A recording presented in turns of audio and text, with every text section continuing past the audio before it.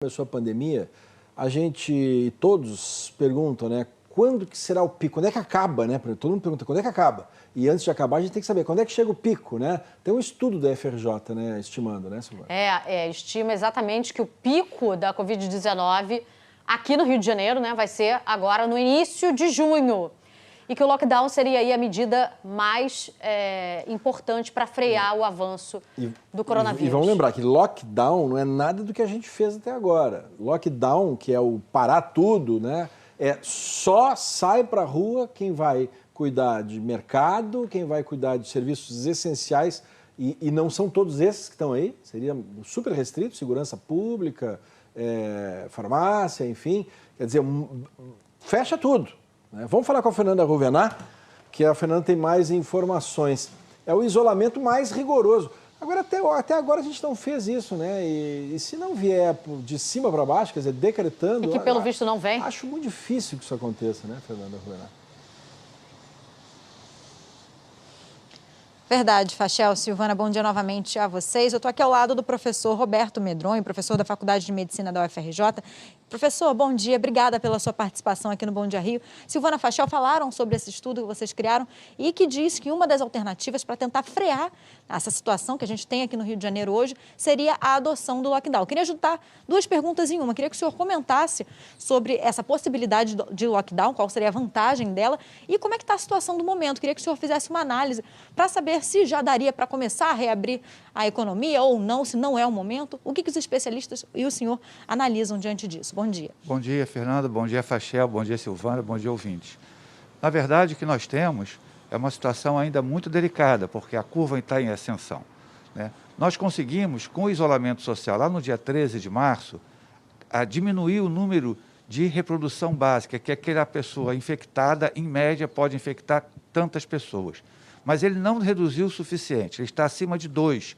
Acima de 2, a curva, se liberar, volta a ascender com mais velocidade. Por isso que, nesse momento, se decretarmos o lockdown, ele poderá fazer com que esse número reduza-se mais ainda e, logo a seguir, nós poderemos sair, mas, mesmo assim, com muito cuidado, de uma forma lenta, gradual e bastante segura. E a economia? A situação da economia nesse momento é inviável, que comece a reabrir? Como é a visão de vocês? Olha, a economia, nós temos um problema muito sério, né? Porque é preciso ter um maior aporte por parte do Estado, né? Especialmente para as pessoas com maior vulnerabilidade socioeconômica. A solução não é abrir a economia para que eles possam produzir. A solução agora é dar incentivos para que eles consigam passar esta primeira fase, que é a fase crítica, e depois ir liberando aos poucos.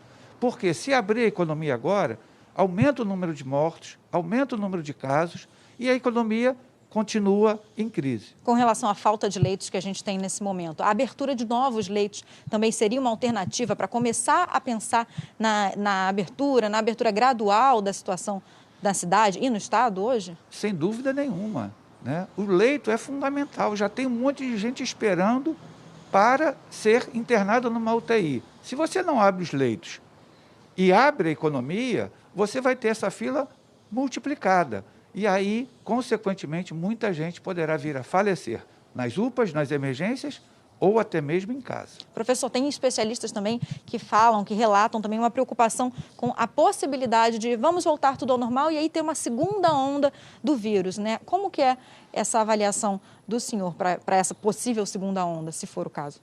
Sim, como não temos vacina ainda, nem um tratamento eficaz, é fundamental que nós tenhamos uma abertura, quando formos abrir, que saibamos como abrir, mantendo o distanciamento social, lavando e higienizando frequentemente as mãos, usando máscara e aí evitando de qualquer forma aglomeração para que a gente possa ir abrindo e não ter uma nova onda epidêmica. Se abrir e for todo mundo para a rua, todo mundo para aglomerações, para festas, nós podemos ter uma segunda onda. Professor, a Silvana tem uma pergunta lá no estúdio. Silvana, o professor já está com retorno, ele está te ouvindo, pode falar. Oi, professor Medronho, bom dia, obrigada por estar aqui com a gente. A gente sabe que o senhor integra ali o comitê de especialistas, né, que auxilia o governador nas tomadas de decisão, está acompanhando essa transição aí na Secretaria de Saúde, e não só a transição de secretários, mas também a transição de opiniões. E a gente viu o secretário de Saúde, num primeiro momento, dizendo que seria feito o protocolo de atendimento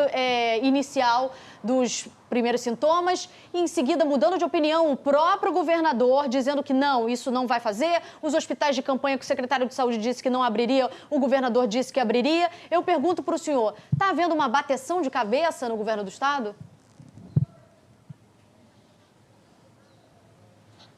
Olha, com essa troca de governo, nós do Conselho de Experts solicitamos que haja a mudança desse conselho natural, porque mudou o secretário tem que estar à vontade para montar o conselho que ele achar mais conveniente, né? Mas é muito ruim, do ponto de vista para a população, ter duas autoridades, e são as autoridades máximas, né, o governador e o secretário, falando coisas em contraditório.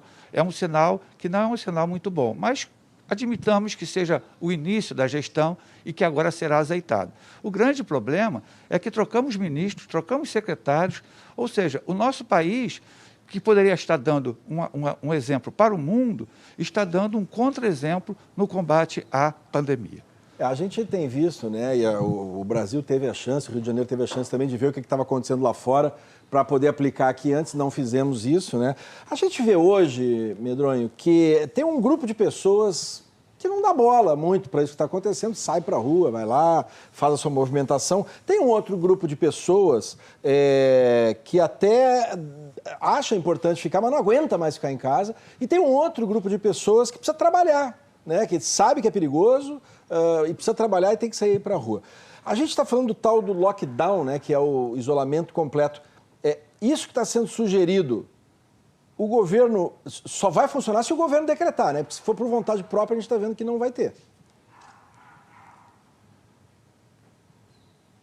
Infelizmente, as pessoas ainda, muitas, não acreditam que possam se infectar, né? A percepção do risco ainda não está muito claro para algumas pessoas, né? Então, nós precisamos reter aquelas pessoas mais vulneráveis com ajuda econômica e dar um aperto daquele que sai para passear, para se divertir, né? Então, nós precisamos agora de ter um lockdown para que daqui a pouco tempo a gente já, e nesse lockdown já ter um plano de saída bem estruturado para que nós possamos reduzir o número de infectados e começar a abrir a economia um pouco mais à frente.